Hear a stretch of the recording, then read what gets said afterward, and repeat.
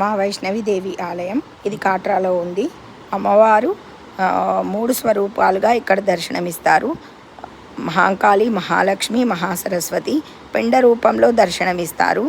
అమ్మవారు చాలా అద్భుతంగా ఉంటారు.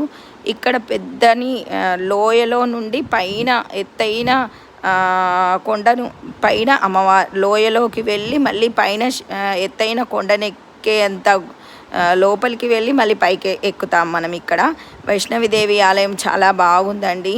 చాలా అద్భుతమైన ప్రదేశం. అమ్మవారిని ఇక్కడ భైరవుడు అనే రాక్షసుడు అమ్మవారిని పొందాలని ఆమెను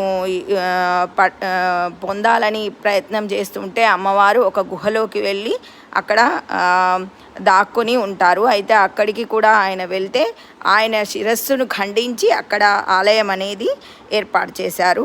అలాగే ఇక్కడ శివపార్వతులు ఇద్దరు అంటే మహాకాళి, మహాలక్ష్మి, మహాసరస్వతి స్వరూపంలో అమ్మవారు, భైరవుని రూపంలో శివుడు ఇద్దరు కొలువుదీరి ఉన్న ప్రదేశం.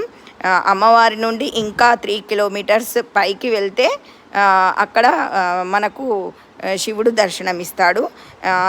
ఈ వైష్ణవదేవికి వెళ్ళడానికి ఏరోప్లేన్ సేవలు, హెలికాప్టర్ సేవలు మరియు గుర్రాలు మరియు వ్యాన్స్ ఉన్నాయి. సౌకర్యం ఉంది. గుర్రాలపైన వెళ్ళొచ్చు. అదేవిధంగా నడక మార్గంలో కూడా వెళ్ళాలి. హెలికాప్టర్ బుకింగ్ మాత్రం మనం వెళ్ళే 15 డేస్ ముందు మాత్రమే చేసుకోవాలి.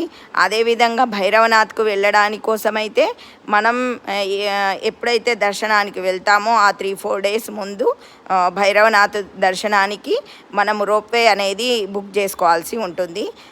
ఇవి ఒక్కొక్క హెలికాప్టర్కి ఒక రేటు, గుర్రానికి ఒక రేటు ఇలాగ ఉంటుంది. మొత్తం నడక మార్గం మాత్రం 20 నుంచి 21 కిలోమీటర్ల వరకు వస్తుంది. దగ్గర వరకు అంటే అంత వస్తుంది. ఈ భవనానికి మధ్యలో కొన్ని భవనాలను ఏర్పరిచారు. వాటికి ఒక్కొక్క పేరు పెట్టారు. అక్కడి నుండి ఎంత అనేది ప్రైసెస్ అనేవి అలా ఉంటాయి. ఈ భవనం నుంచి ఈ భవనం వరకు వెళ్ళడానికి, మాతా వైష్ణవదేవి భవనానికి వెళ్ళడానికి అన్నట్టుగా రేట్లు ఉంటాయి. అమ్మవారు నిజంగా ఎంత అద్భుతమైన ప్రదేశాల్లో చూడడానికి ఆహ్లాదకరంగా అద్భుతంగా ఉండే ప్రదేశం. ప్రకృతి అనేది మనం ఆస్వాదిస్తూ భగవంతుణ్ణి చేరుకుంటాం. మనసు అనేది చాలా ప్రశాంతంగా ఏదో మనం ఒక గొప్ప అనుభూతిని పొందినట్టుగా మనము ఇక్కడ ఆ అనుభూతిని మనం పొందుతాం. అమ్మవారు స్వయాన అక్కడ కొలువుదీరి ఇక్కడ నేను ఉన్నానని చెప్పి ఇక్కడ ఒక బ్రాహ్మణునికి కలలో చెప్పి ఇక్కడ గుడి అనేది నిర్మాణం అయింది. ఈ అమ్మవారిని దర్శించుకోండి.